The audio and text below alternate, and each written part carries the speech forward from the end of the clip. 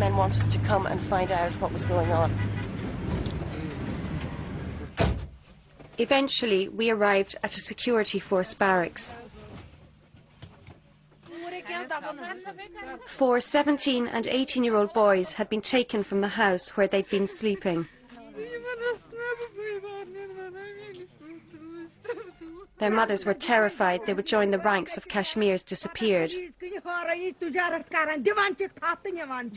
She said, these security forces are tyrants. Our boys study and then they go out to earn a living, and then they can be picked up by the security forces, we don't know where, and they can be tortured, they can be killed. The family said their boys had never been in trouble with the security forces before.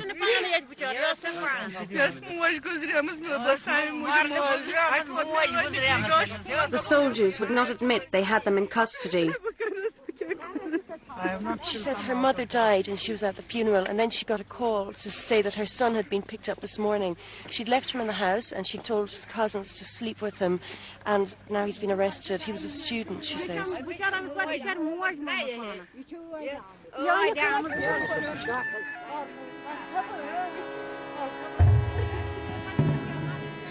Their vigil continued for days. No one would give them any information about their sons.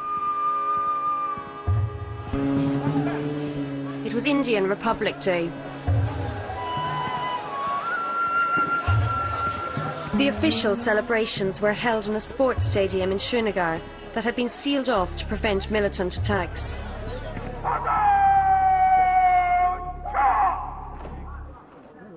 Not many people have come.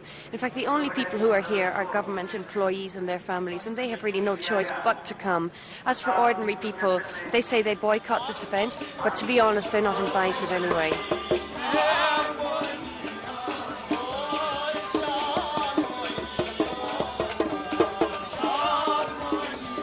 Government employees who don't attend lose a day's pay. They're forced to put on a show of normality for the rest of India to watch on TV. Ceremony is halfway through and now people are leaving. They're just pouring out of this stadium as quickly as they deem it to be acceptable to get out of here.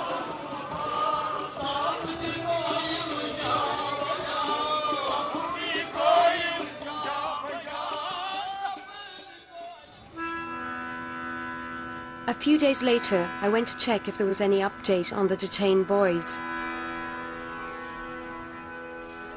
There was good news. They'd been released without charge. Salam alaikum. Hello. One of them was willing to risk talking to me. Nasir told me how he'd been treated. He said when they were taken into custody, they were beaten up for the first day. They were beaten up the whole day, and they were shocked. They were given electric shock treatment. This happened to all of them, but especially one of his cousins got very badly beaten on the back. The boys thought they would die. He said he was told by the people who were holding him in custody, the border security force, that they weren't telling their parents that they had them there, and they warned them to put pressure on them to make them talk. If you don't talk, we'll kill you in a staged encounter. Torture by Indian security forces is routine in Kashmir, to gain information and to intimidate the population. Javed is another young man held in the crackdown, accused of hiding a pistol for militants.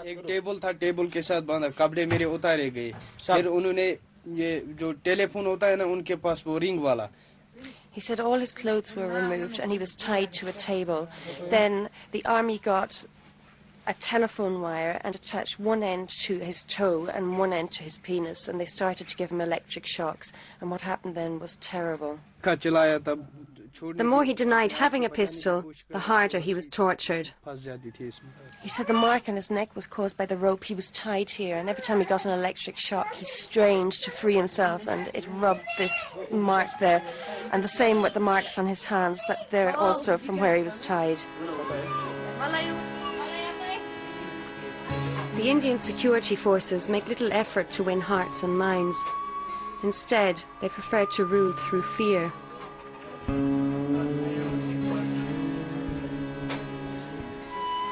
You don't need to take the word of ordinary Kashmiris about human rights abuses. When I met the top civil servant in the Indian administration here, I expected him to deny it happened. Lovely to meet you. Far from it.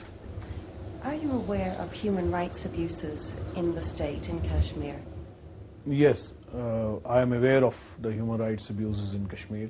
In fact, we take serious notice of it. I, as the head of the civil administration, I feel it's largely my responsibility and the responsibility of the deputy commissioners and of course the civil government and the political government to immediately pinpoint these mistakes to the forces and to be able to convey to them that these are not good, that these things have to be avoided. We cannot take action against them. So then that means that it's really the armed forces, the police and the army, who are running the state, who are in charge, not the civilian administration. No, not the civilian administration. So there is a problem in this. I agree with you. While Kashmir's people may despair at the tactics of the militants and their Pakistani backers, the security forces' brutality creates hatred for India. At the police morgue, the body of the militant commander killed earlier was turned over to his brother-in-law.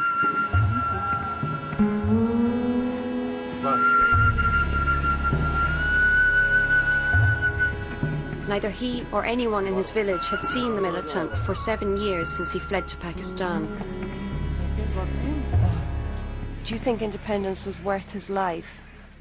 अपनी जान के लिए अपना समझा क्या कुछ मुझे मालूम नहीं है उसने अपने जान को तरजीह दी मुझे ये मालूम नहीं है क्यों तरजीह दी He said, I don't know why he did it, why he gave his life for this, but it was his decision. Only when night fell was the body of Ghulam Rasul Dar, martyr to some, murderer to others, finally released. We're on our way to the militant's village. His body has been taken to a police station along the way. It's got to be signed off by the police here, the local police, and then the relatives can take it further, take it home and bury it.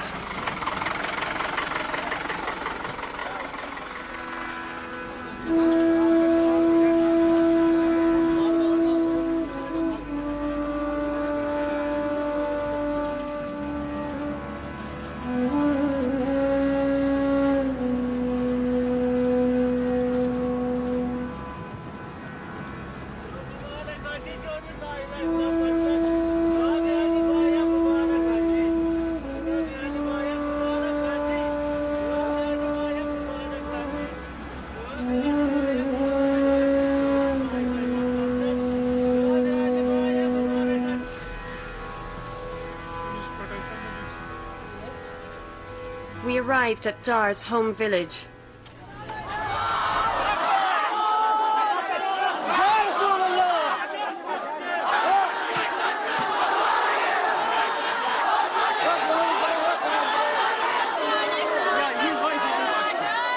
His sisters were waiting. Everyone clambered to touch the martyr's face. These people are wearied by 15 years of war, but this commander had died for them.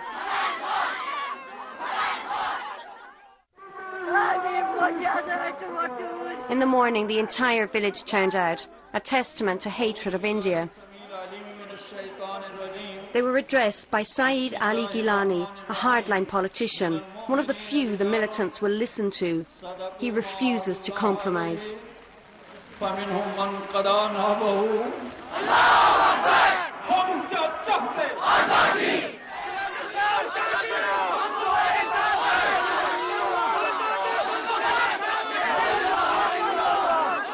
Why did you reject the opportunity to take part in these peace talks in Delhi? The people of the Jammu and Kashmir should be given the chance so that they will decide their future. Our youth have taken the gun for a just and noble cause. We are not warmongers. We have a great respect for humanity. But when a nation will be suppressed on the basis of might, on the basis of power, so what can they do? Freedom! Freedom! Peace is in the headlines, but here Azadi, freedom, was the word in everyone's mouth.